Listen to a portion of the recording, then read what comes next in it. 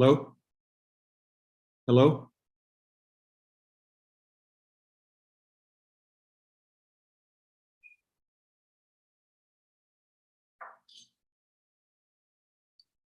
Hello? Hello? Can you hear us, Mark? I can now, yeah. Perfect. We're just about ready to go here. 1 second. Got it. Okay. All right. Okay. We can start. Okay. I'll call the August 8th, 2022 Forest Grove School District Board of Directors to order at 5:35 p.m. Let's see if you'll please join me in the flag salute. I pledge allegiance to the flag of the United States of America and to the republic for which it stands, one nation, under God, indivisible, with liberty and justice for all. Thanks.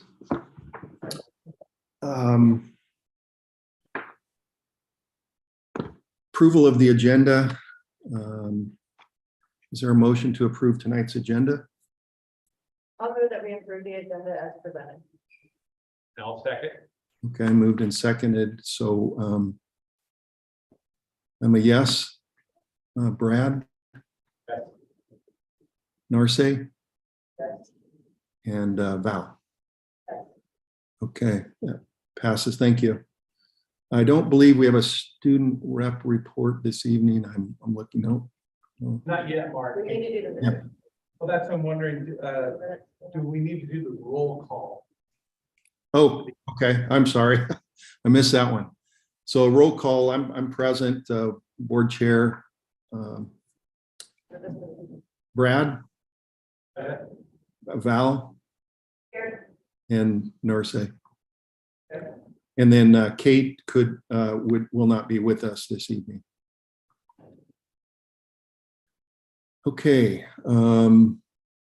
Let's see. Next, we've got correspondence and celebrations, calendar notes, recommendation, and superintendent comments. I'll just throw all of those things in that category for you, Mr. Parker. Perfect. Thank you, Mark.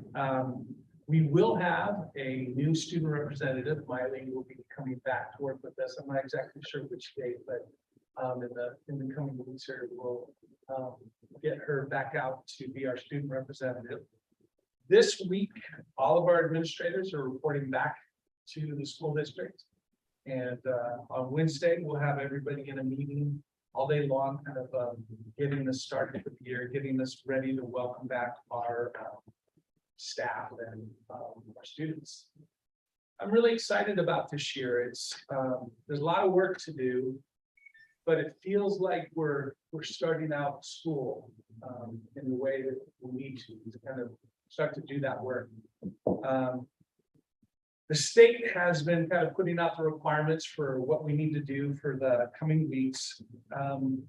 While there's some changes, really nothing of substance is really changing. There's some different, the school reports and some of the things we have to put together are changing slightly, but for the most part, it's going to be similar to the way it was between March and between June. Here's kind of where we're at with it. Masks are optional for students and staff. We'll continue our increased ventilation and sanitation protocols that we've been using throughout the pandemic. We'll continue to have students and staff who test positive with COVID be out for 5 days. If the symptoms are improving or they've been fever-free for 24 hours, they return and they wear a mask between day 6 and day 10. And so that's actually the way we've been handling it for a while, since March anyway. The decisions to close a classroom or a school are if 20% of the classroom is absent due to COVID, then the district will meet with the county and then we'll make a decision about what we want to do and how we want to handle it. It is not an automatic, it's something that we collaborate and then we make a decision. So it's 20% of the class or 30% of a school. And those would be the limits that we're kind of looking at right now about whether or not we can make those decisions. We'll again be hosting a vaccine clinics in the fall. So you'll see some of that both for staff and for students. And then we'll again be offering testing in all schools and in partnership with OHSU, offer weekly screening in schools if parents choose to participate in that. So those are kind of the things that we're working on, kind of getting prepared to open schools.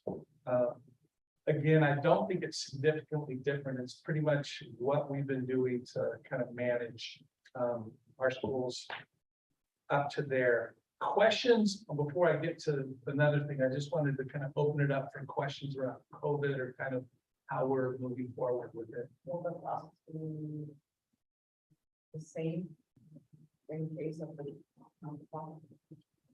Yeah, you know, we haven't dealt with that much, but we have a policy, I'm forgetting the communicable diseases policy that kind of outlines how we handle those things.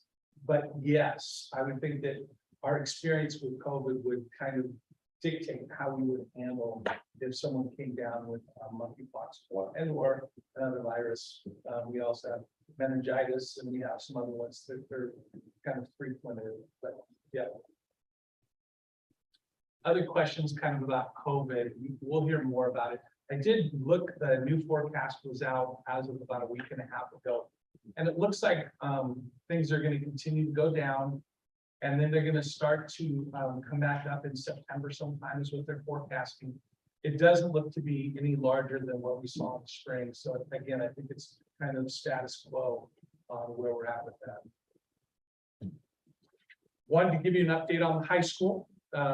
Over the water damage that was done right near the end of July. ProServe has come in and remediated the school, all of the water damage. They pulled out all of the wet sheetrock and or ceiling tiles. Last week, it was kind of set drying. They had huge blowers going. It was kind of drying from Saturday through Wednesday. On Wednesday, the dryers came out. Right. At least it was hot and dry. The dryers came out. ProServe did testing. We also had a secondary company come in on Friday and test again about making sure that it's dry, so that as we begin to cover it up, we know that there isn't something somewhere. So we had two different companies come through and do their testing on it. As of this morning, the contractors were at the site. I walked through it at noon.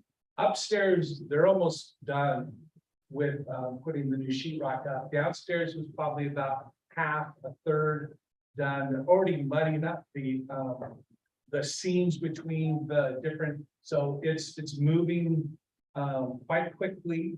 We don't know yet if we're going to be ready for school. I would say that we haven't heard that we won't be at this point. So we're just still, there's a lot of things that have to fall into place. But like I said, I was really surprised today just how far that they were already. And the fact that we're mudding up seams really surprised me. But that's actually going to be the longest part of this, waiting for the mud to dry. It's going to be some of the biggest time period. So. And like I said, we're right now just welcoming our administrators back and getting ready for the start of the school year. So that's kind of our main focus right now, is to get organized and get going. And that's kind of what I have for superintendent comments tonight. Did you hear that okay, Mark? I did. I'm sorry. Yeah, I did hear that. Thank you. Thanks, Dave. Okay. Next agenda item is unscheduled public appearance. I know normally there's a script about the unscheduled public appearance, but I don't have it in front of me. Kathy, is there any unscheduled public appearance for this evening? We did not have any online, and there's nobody in person. Okay, great. All right. We'll move on to the consent agenda then. The consent agenda is in the packet. And I don't know, guess I'm looking for a motion to approve the consent agenda for this evening. I move that we approve the consent agenda as presented. I second. Moved and seconded. Any discussion about that? Okay, hearing none. I do a roll call vote. I'm a yes. Narce, Val, and Brad. Okay, that motion passes. Thank you. Next item on the agenda is presentations, and this evening we have one presentation. It's a Neil Armstrong Middle School Rigor for All presentation. That's by Juliana Kelly, Neil Armstrong Middle School Principal. So Juliana. Oh, I have a microphone? You don't have to use it if you don't want to. This is, yeah, it's my first, no, this is my second time. My first time was like, I've been teaching for like 5 or 6 years. But it's been a little while. Can you hear her okay, Mark? If I use my teacher voice, can you hear me? No, I can hear you very well. Yeah, thank you. I like the teacher voice.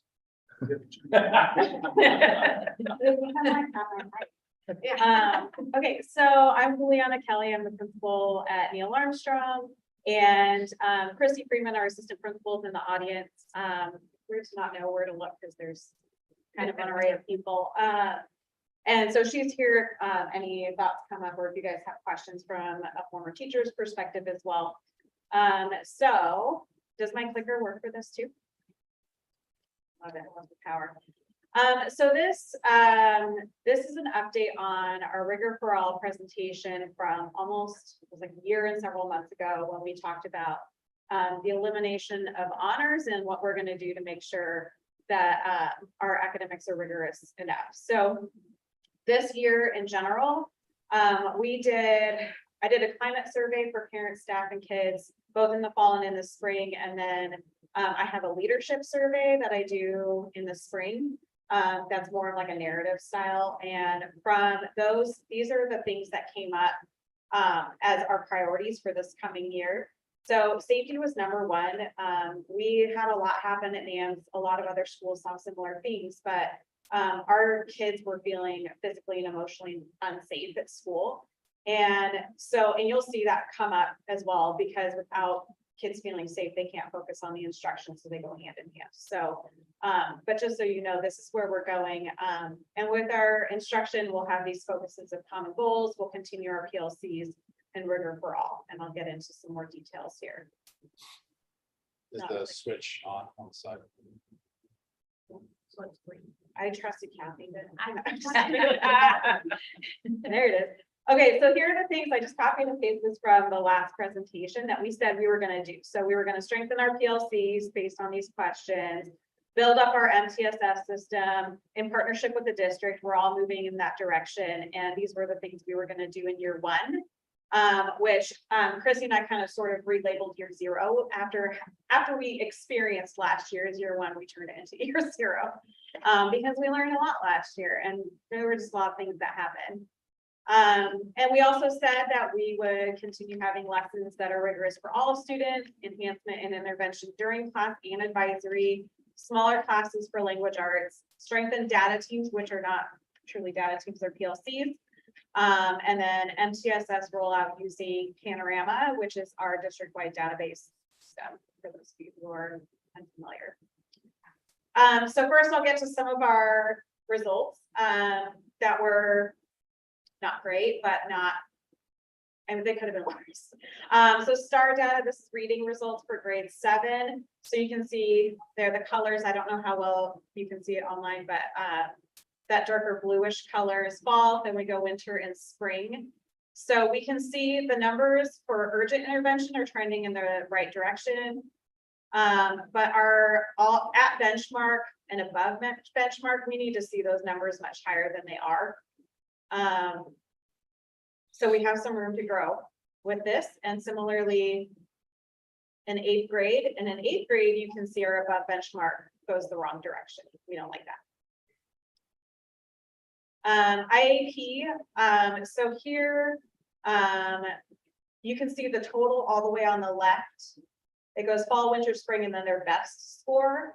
That's trending in the correct direction. All of the other ones are acronyms for disaggregated data within the IAP, which is newer this year that we have, or this last year. that Those we are, had those are access the to that. mathematics standards, correct? Correct, so I wrote them down. Expressions and equations, ratios, proportions, number systems, geometry, statistics, and probability. And this is what it looked like for 8th grade. So in math, we're trending in the right direction, but still we have a lot of room to grow here. So reflecting on last year, here's some things that went really well for us. So our PLC process, we spent a lot of time working with our staff to really define what do we do in PLCs? What does that look like? How are we looking at every kid? What does our process look like? Because we found that our staff was all in different places with that, and we really needed to look at like what are we trying to do at NAMS? And it aligns with what the high school has been doing and our elementaries have been doing as well. So we've been looking at every kid. Our staff has been really diving into data in a way we haven't done in a few years. And specifically, like not just like giving an assessment and then moving on, but like informing your instruction based on what you see. And then collaboration, sharing the load, making sure that all teachers are contributing to their team. We saw some really awesome teamwork with that. And this year we had department leads. We can't call them department heads because that's a paid position, but our department leads would meet with us once a month, and we would really help them feel strong in their leadership position so they can move those teams forward with that work. And then our enhancement and intervention piece, it was really exciting to see our teams really dove into this, and they would take teams, as teams, they would take their kids and split them up based on what they needed. So houses who share similar kids would split up kids during advisory based on what they need. And then departments would pick like a period and say, okay, this teacher is doing intervention, this teacher is doing enhancement, this teacher is doing, you know, whatever it is that they needed.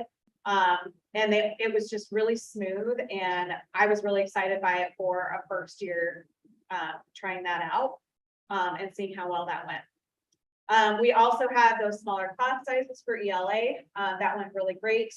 We created a care team, looking at panorama data. That went well. Looking at kids who pop in panorama for a variety of reasons. We met once a week with counselors, a SPED representative, and we're going to add an ELD representative. We added a spot for schedule so we can do that. And then Christy's there, and who am I missing? The dean, yeah, dean of students was there. And also clustering tech students was successful this last year. So we have about 5 like-minded students clustered together in houses or in classes. So of course we had plenty of challenges, as everybody did. So our biggest challenge was having limited PD time.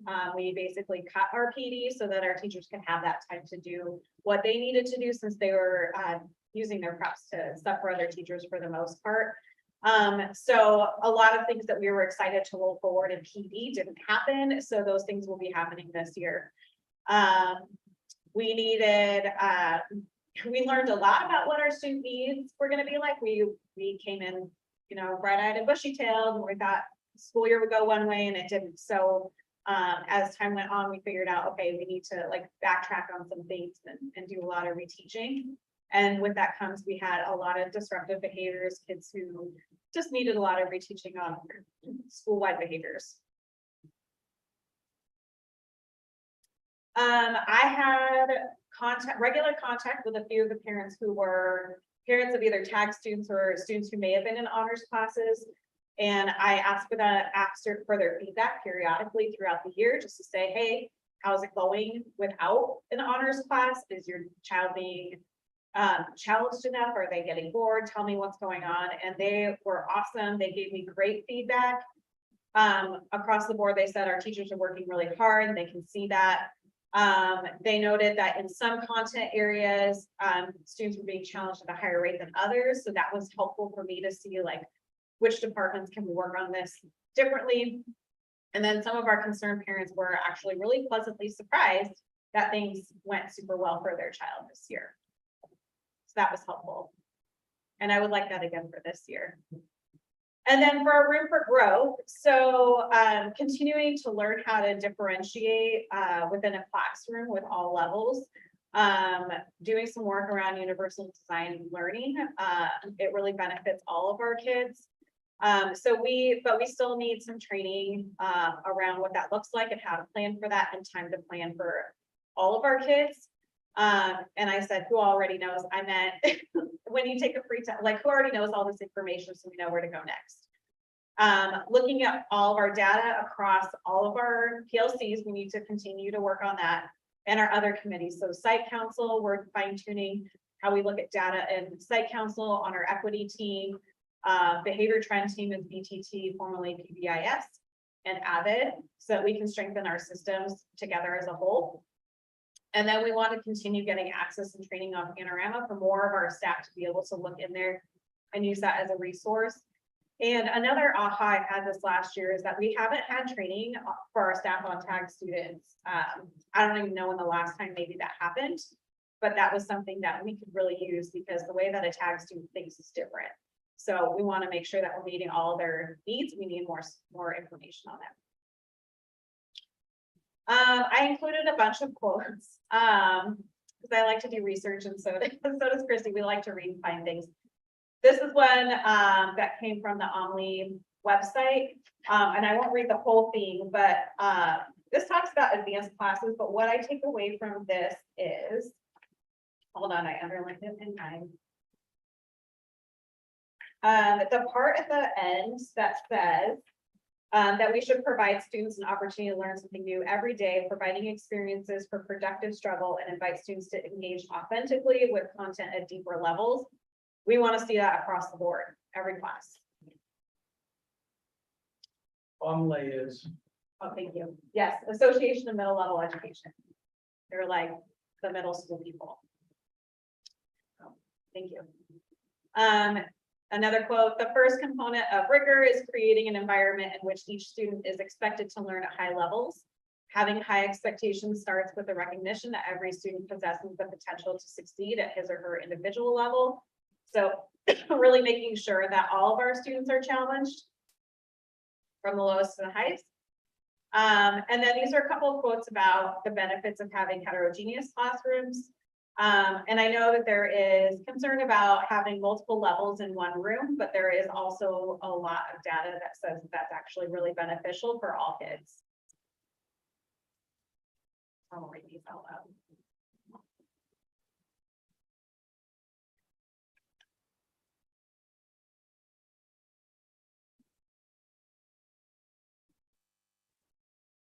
It's not clicking for me now. Is that because you clicked, did you move the? Maybe try again. Okay, so there we go. Perfect. Okay, and this one, differentiation and mixed ability classrooms were regular planning for a full spectrum of learners, including advanced learners, was given. Teachers in those schools typically teach up, planning first for advanced learners and scaffolding instruction to enable less advanced students to access those rich learning experiences. So that is our goal, is to teach to the highest and scaffold to the lowest. So here are some next steps. So I went to Omley this summer. Christy was supposed to go, but she got the COVID. And it was awesome. It was so good to be in a place where everybody was talking middle school. And we were working with people who are middle school experts on what is developmentally appropriate for kids at our level. And a lot of what I learned is that we're on the right track with a lot of the things we're doing or wanting to do at NAMS. So that made me really happy to know that we can just like continue to improve. We want to continue to refine our PLC process and continue to develop MTSS pieces with that. Empowering department leads in their roles, meeting with them regularly so they feel truly like leaders of their teams. Keep PLCs on the CIT calendar. We want to allow some time for vertical alignment. So we aligned our CIT calendar with the high school so that our teams can do some vertical alignment to really make sure that we're preparing kids for high school. Continuing with our professional development, including equity lens throughout, and then training for those subgroups, tag ELL, SPED, et cetera. And then our academic focus is rigor. We have to improve our core instruction. You can see that in our scores. They have been low for a really long time. But we also need to make sure that all of our kids are challenged. We can't just teach to the middle. So while implementation takes training and practice, there are some additional factors that will create the right environment for the shift in teaching and learning to take place. And this is my conclusion. Like, I know that we're not all necessarily going to agree with our decision right now to not have honors at Neil Armstrong.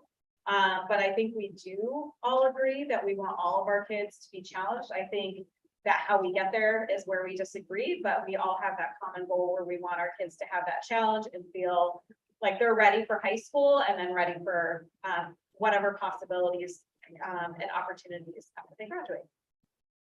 That's it. And then I have I have a whole list of reading if you want to read extra. Thank you. I stay up here. Yes, stay here. Just, we would take questions or thoughts. I have a question. You mentioned that the feedback from the parents was that some content found students at higher rates than other content areas. What areas were those? So I'm trying to think off the top of my head, because I talked with that parent back in May and June, and I have it in my email. I would say overall, science was a strong area where kids felt really challenged. And language arts was strong as well. Those were two that I can think of off the top of my head. So do you have a plan for the other content areas? Yes. What is it? So we'll continue our work with PLCs, but we'll sit with our teams and make sure they understand what does that look like and how do we differentiate, because they are doing some of the differentiation, but if not all the kids feel challenged, we have some work to do.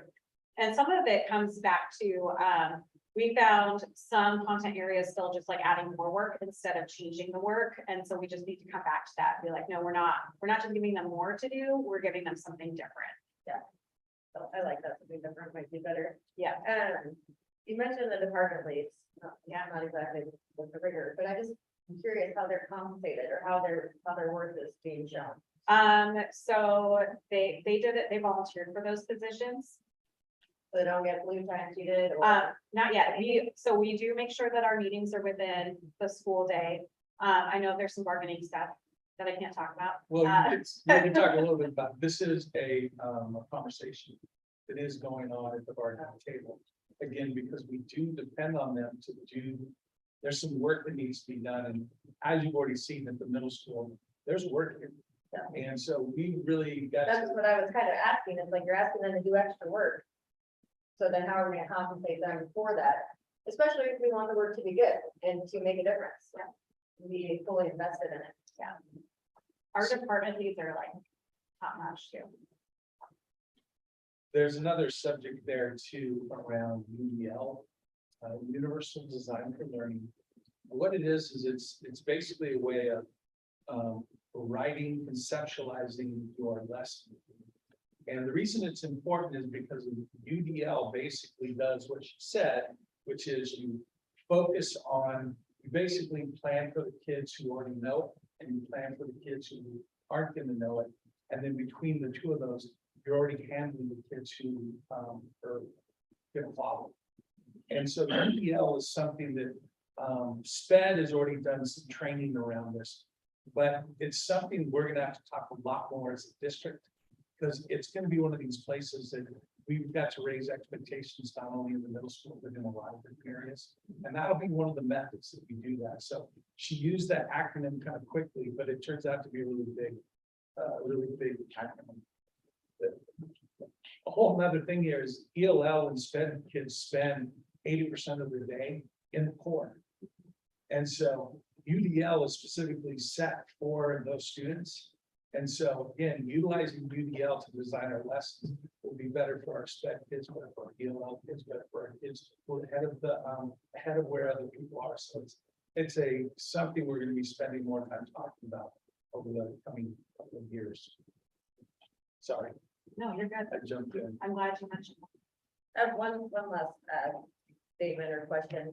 I would have loved to see a comparison between the test scores when we had honors classes and now. See what those look like. Yeah, we could probably end that. That'd be great. I think that currently they're hidden. We don't have. Under embargo for, Yeah. but we also, I mean, it's an interesting comparison because again, the scores are not good because of the 2.5 years to get through. We'll produce that, but again, makes for a really hard comparison. That's where, Well, but could you even just look at the tactics? Yeah. Because then that shouldn't be as big of a, you can't say 2.5 years of their tag, they're doing the work and. we can do that. Too. I'd love to see that. I think everybody's impacted, but I don't know that for sure. So by pulling that data, we'll find out a little bit more about that. I know what's happening in the averages, but I don't know what's happening with those specific groups. I think I pulled the subgroups out. Oh, we can. Okay. And I know that we've got some data on our but testing, we broke that by subgroups. But I think the one that you're asking for is a little bit interesting. So actually, we'll go pull that and take a look. Yeah. So you have pretty, you know what your baseline scores look like right now. We don't look really well. So I guess in my mind, I was thinking, what do you, when you have a goal set up, where you want to be halfway through the year, you have a goal set up for your staff, where you want to in a year, and done, does that work yet? Not for this year yet. We did that goal setting last year, and then last year ended up being kind of a mess. So yeah, we'll put those goals together early fall, once we get that preliminary start IEP data. So you can set some goals for your teachers and. Yeah, yeah. Those kinds of things. Yeah, Okay, yeah. yeah, and in your own mind, do you have an idea what success is gonna look like, after you go through a year in terms of this kind of changes? Yeah, I mean, I want to see a lot more cohesiveness on our team, and we were really getting to a good place last year with that. And with that, with our teachers, then our students will do better over time. And I really want to stay in touch with the families who are most concerned about their kids being challenged, and just hear from them and hear that it's going well.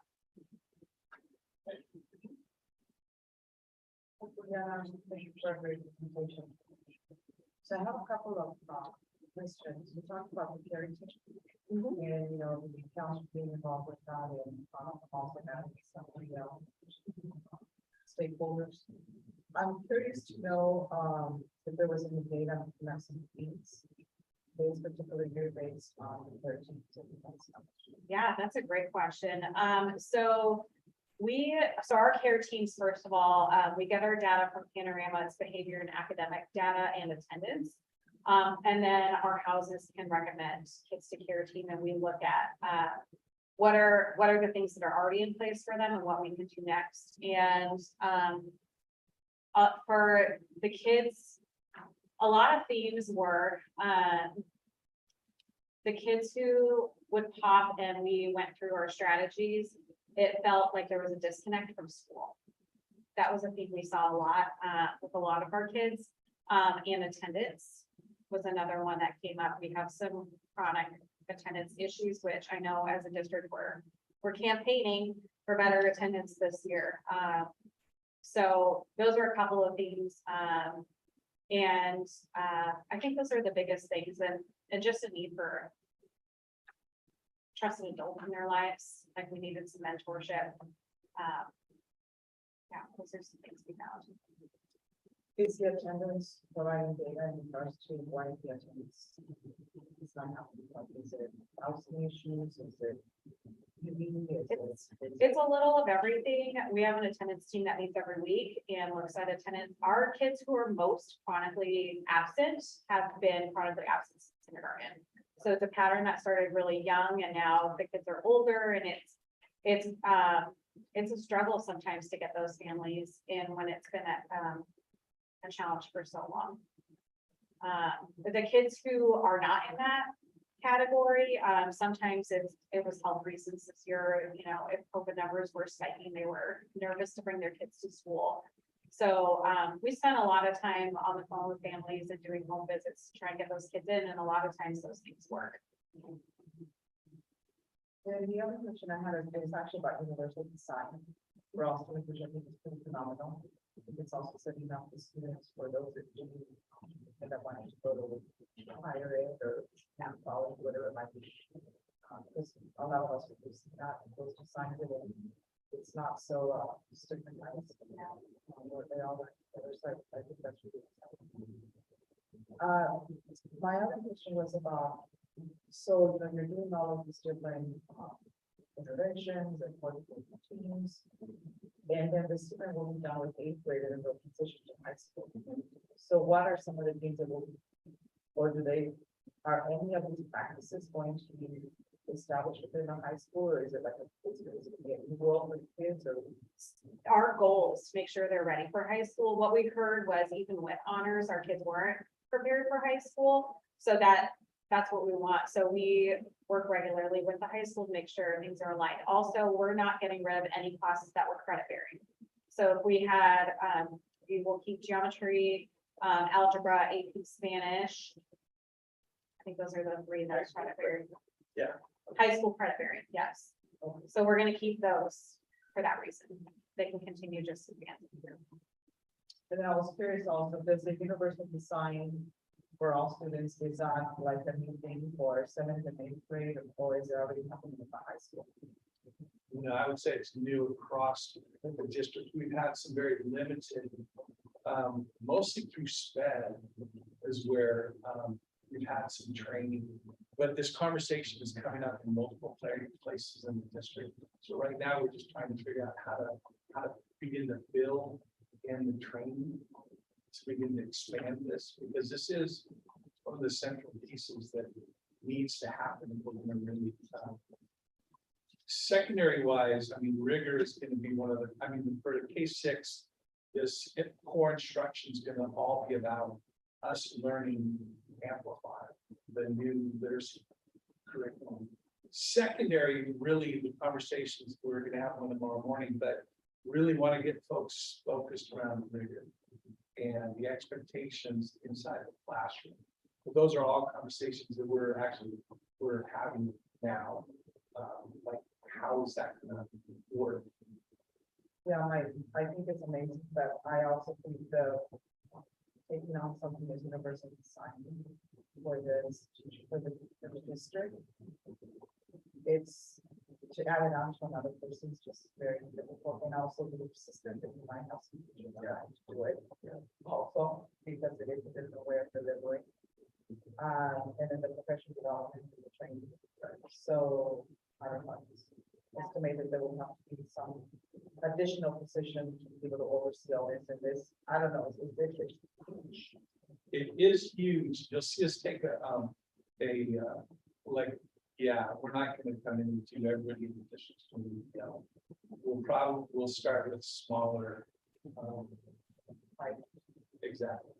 We have several teachers trained in it, just through their master's programs. So we have a lot of knowledge around UDL already. Nothing school-wide yet.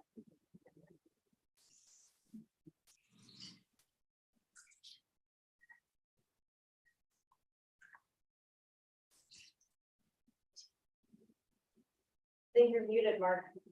Oh, I'm sorry. Let me, Good. can you hear me? Can you hear me now? Okay, okay. So I want to offer an alternate opinion about the elimination of the honors courses. I put some thoughts together, and I'd just like to take a moment to read it here. We have now and have always had a diverse student body who are capable and who desire a learning environment that provides academic and intellectual challenge. There's little doubt that honors courses for any student who chooses to self-enroll in them would provide learning at a rate and level that is commensurate with their ability. The practice of removing barriers to self-selection is an important aspect of that. Opening honors courses so that any student could choose to enroll in them is important. Providing middle school students these opportunities helps prepare them for honors, AP, and then college articulated coursework at the high school level. Eliminating honors courses raises my concern as to how students will be consistently challenged academically day to day in non-honors courses. The design of embedding honors coursework in general content courses assumes that classroom teachers will be adept at teaching effectively to an even wider range of students. It is very simply hard to do. The end result is that those most capable can be left short in terms of their academic needs being met. I believe that our teaching staff is dedicated to meeting all of the needs of all of our students. By embedding honors in general education courses, we're expecting them to differentiate in core courses that are large in the number of students, and honestly, during one of the most challenging times ever in education. I would just mention that it was just a few years ago that the district was not focusing on reducing class sizes. It was true when I became a board member in 2017. The board turned away from that stance and focused on lowering class size, making it a priority. I don't speak for other board members on the issue of honors courses, but I do point out that the district has made their own decisions about education issues in the past. And that's in the face of information that would be to the contrary. So, you know, I'm an advocate for honors courses, and I've talked about that before. And, you know, I think the decision's been made. I guess we'll just have to see what happens with this. But I think, you know, my comments here encapsulate my thoughts about it and my concerns about it. So I'll just leave it at that. Thanks. Thanks, Mark.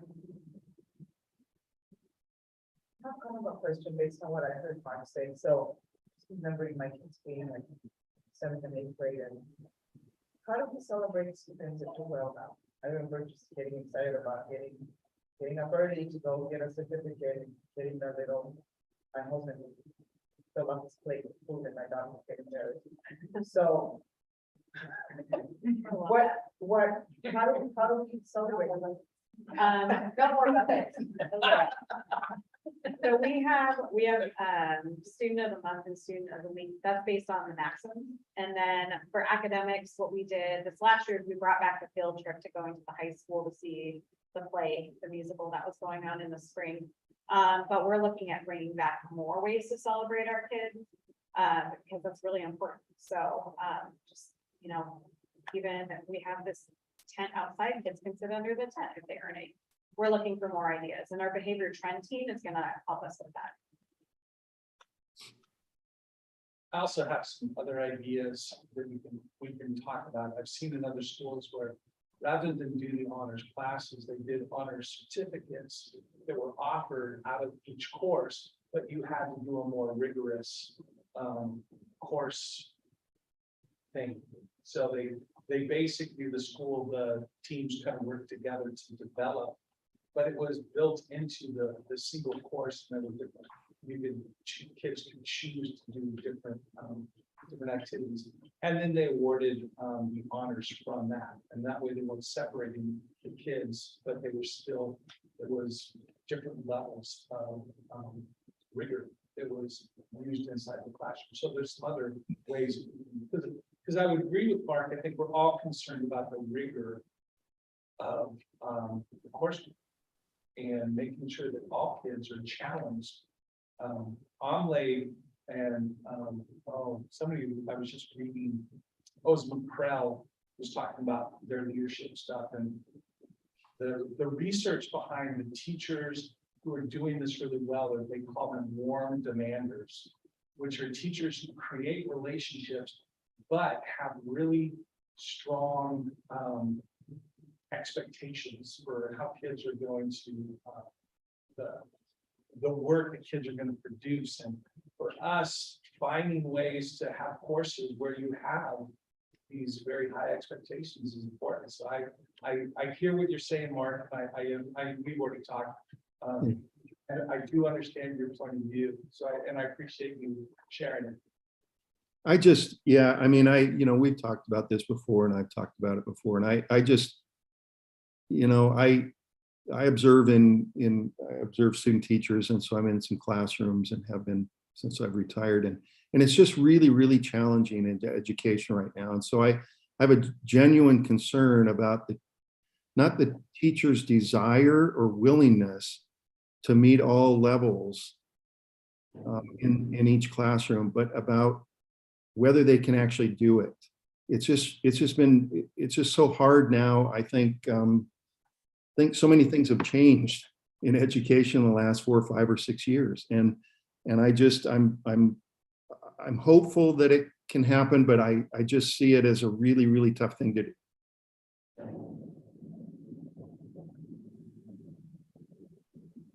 You can come do some walkthroughs with me and help me out. I Okay. like that hard.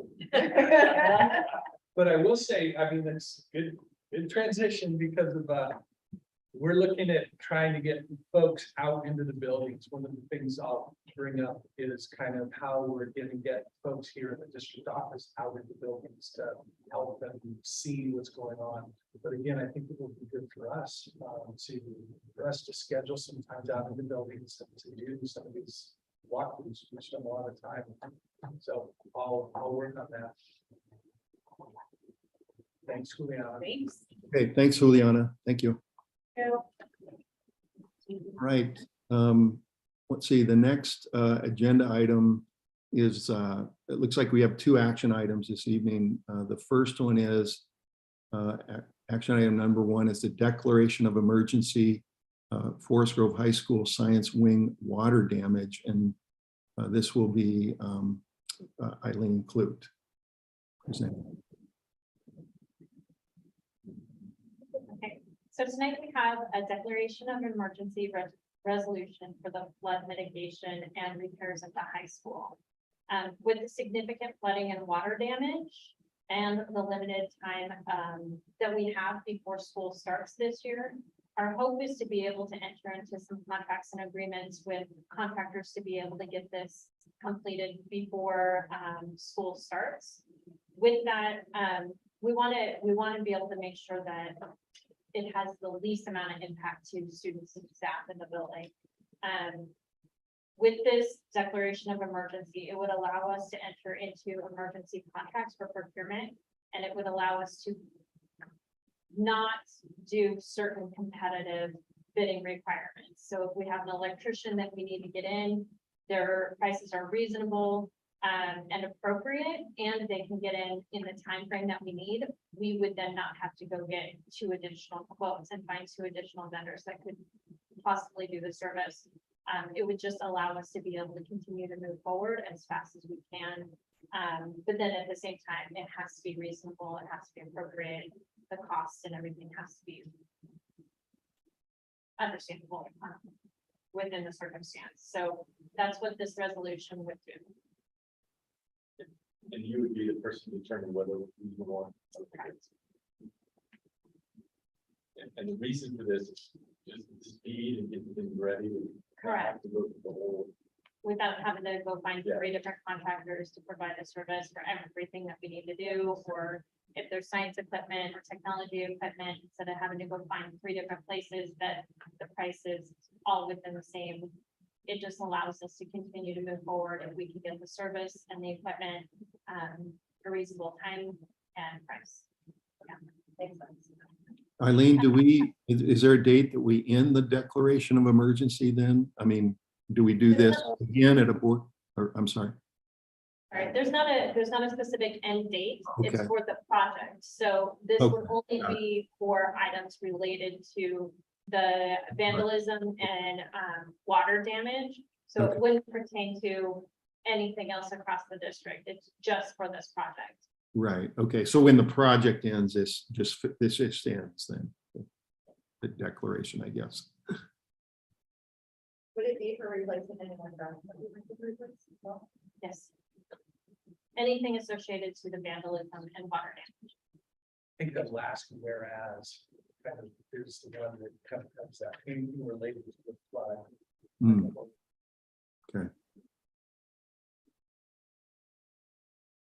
okay, any other questions for Eileen? Okay, I'll move that we approve the declaration of emergency Forest Grove High School Science Wing water damage. I'll second. Okay, moved and seconded. Is there any discussion? All right, none. So I'll do a roll call vote. Val, Yes. Narce, Yes. Brad? Okay. And I'm a yes as well, so that passes. Thank you, Eileen. Okay, the next action item is the flexibility of instructional hours for Forest Grove High School, and this is, I believe it's John O'Neill. Yes, sir. Okay, Good John. evening. Good to see everybody in person. Too long. Anyway, tonight's agenda item we've seen for the past 5 years. It's that time of year we bring it to you. Oregon Department of Ed has granted school districts, local school districts, the ability to grant flexibility by board action when scheduling students and calculating district compliance with Division 22 instructional hours requirements. To follow the waiver process as outlined by the State Board of Education, our school board provides the opportunity for public comment at a school board meeting on this topic. The board then may vote to approve increased flexibility for the high school to grant student parent requests for early release, late arrival, or an open period in their schedule, should requests exceed 80% mark of the current state limitations requirement. So the state says for a given school, up to 80% have to have a full schedule, but you can't go beyond, with more open schedule. This past year, we hit 21%. So we did go over it. The year prior, we didn't go over it. But this gives the opportunity for counselors, parents, and administrators to have those conversations, and make a case-by-case determination on the appropriateness for students. Some data that we need to share with you, the 21-22 student data collected that were on a reduced schedule. For seniors, 234 of 436 seniors at Forest Grove High School in Calc had less than 16 classes, or 54% of the total. Of the 234 students, we have some demographic data for you. 43% were white, 47 were Latinx, and roughly 10% were other or more than one race, self-identified. We did some deeper dives today, and we said in our board packet, all but 4 of the students graduated. That is not accurate. Only 1 didn't graduate. So, and that was the same, last year we had 1 that didn't graduate, but that was special circumstances because there was a special ed student on an IEP and they wanted to come back for that additional year for services. Does that make sense? So our track record's pretty good. Just to remind the board to receive approval, the on-track, the student has to be on track to graduate, verified by a counselor. The parent has to fill out a form, sign it, and have that conversation with the counselor and or administrator or both. An 18-year-old can do it for themselves and have that conversation. But again, the law allows us the ability, no, you can't have a later arrival, early release or open period if you're not enrolled in classes that lead you to graduation on track. Again, at every grade level through our district, there are extenuating circumstances at play, such as serious health conditions, profound IEP team decisions. One thing that we have for you in the packet is some data. And I was asking some questions about 9th grade and 10th grade, because we had 2 with an open period and 5 with an open period of 10. Brian and Karen did a deeper dive into that, and Brian found out that all of them have an open period during the day, but they have a 0 period class. Does that make sense? But in some years, we'll have one or two at those grade levels that have like a 504 significant health impairment. Or other needs that will require a period. Any student counts towards that 20% that doesn't have a COVID period. So there's some demographic data there for you. And again, last year, we only had one student as well, not graduated. So the administration is requesting that the board once again provides that approval of OAR 581-022-2320 required instructional time for the 22-23 school year. Are there any questions? John, I have a question. It looks like in the 11th grade, it's 134 with early release, late arrival, or honors, right? Yes. And that's probably, I mean, just doing the rough math, that's 25 to 30% of the class, maybe something like that, 25%. Yes. Okay. And I just need to be clear. I wanted to see what the 9th and 10th graders were. So we did a deep dive on those. What we did is we pulled the synergy numbers. So if they had a 0 period, then that number's inflated. It's not really 135. So I'm sure there are some juniors in there with a 0 period. What were the zero period classes again? Brian? Athletic weight training, athletic football, and combo choir. And our junior class is a pretty strong athletic class and academic actions. So they're getting that credit in the 0 period class, Okay. which opens them up. But we're just doing a data pull from Synergy. So they would be in this 134. They would. Yeah, they would. But they would have, But they they'd would have a So class. that's why the number. Majority did it. Yeah. Full schedule, but you got out Exactly. early, but went to 0 period every day. Right. Okay. It'd be nice next year if you can do that separately, maybe. So that it's Yes. more clear, right? So that, I mean, we don't want to, I mean, the data is a little bit. I mean, if you're counting the 0 period in one hand, but you're not counting it on the other hand, then the data is skewed, right? Yes, it is, Mark. And the challenge is it's by hand process. Oh, okay. Oh, okay. It's Brian sitting down with, Oh, Karen sitting down with, they brought an example of the transcript. You gotta oh, look at the transcript and it says, as you know, but you gotta do each one of these by hand to verify. oh, okay. Very Right. fine. Oh, Mark, not no, I did. So I would just say my only concern, I mean, my only concern, and I voiced it before, is that now students have 32 opportunities in the 4 years to get 24 credits to graduate. And so I think keeping an eye on this is something that we want to continue to do because, you know, if you have a lot of students that aren't taking, you know, not a full schedule, but close to a full schedule, I'm not sure that's what we want. So. Absolutely. And Mark, the law requires us to the local board to give you the data.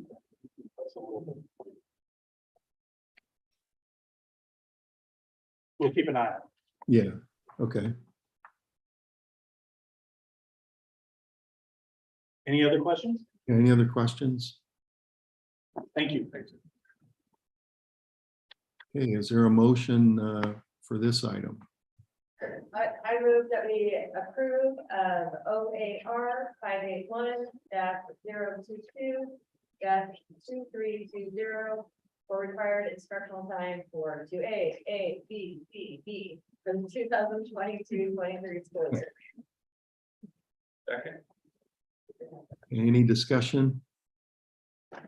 All right, we'll do a roll call vote. So Val? Brad? Narce? Yes. And I'm a yes as well. So thanks, John. Thank you. Right. Thank you, Brian. Thank you, Karen. Okay, the last, I think this is the last item this evening. This is the, well, it's a policy, it's first reading from Mr. Parker here, so. For you are all of the latest updates to our policies. These came through October of last year. We're still trying to get caught up. All of these were recommended by OSBA and both administrators and the policy subcommittee. They went through there and all of the recommendations have been, people are good with them. So the ones that you're seeing here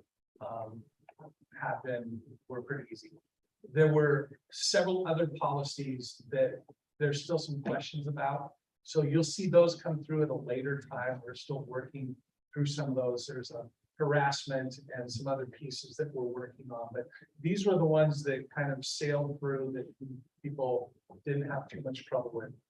So this is first reading, so take a look at them. If there's any questions, let John or I or Kathy know, and we'll prep that for the next time around for the second reading. But all in all, that's kind of where we're at on this. Mark, I know Kate's not here. Any thoughts that you've had just from your reading? No, those are the ones that we were all in agreement on those. But like you said, Dave, there were, I think, just two or three that we had some questions about, and we'll bring those back later. Question, there's some like the two-day violence and so forth and so on. Are those under the umbrella of Title IX or is that different? Title IX policies. Which ones are you talking about? I'm just noticing, as I look at the policy updates and I see some of the, like I'm looking at the teen dating violence, domestic violence, so forth and so on. Are they under Title IX? I think we have a Title IX policy. Yes, we have a lot of Title IX. You don't have a policy on Title IX, but it's the Title IX is a. This is a John. Yeah. This is a Title IX for Darcy, you're absolutely right. It's an alignment. These board policy revisions reflect the latest in federal and state. Yeah. Both laws play into it. And I'm the district Title IX coordinator, and each principal is principal and Doug Thompson at the high school for athletics and activities, because that's a huge portion of the world. All right. Send the rest of the board the summary that OSBA gives that kind of tells what the change in the law was and why they made those changes. So I'll send that out to the rest of the board. Yeah.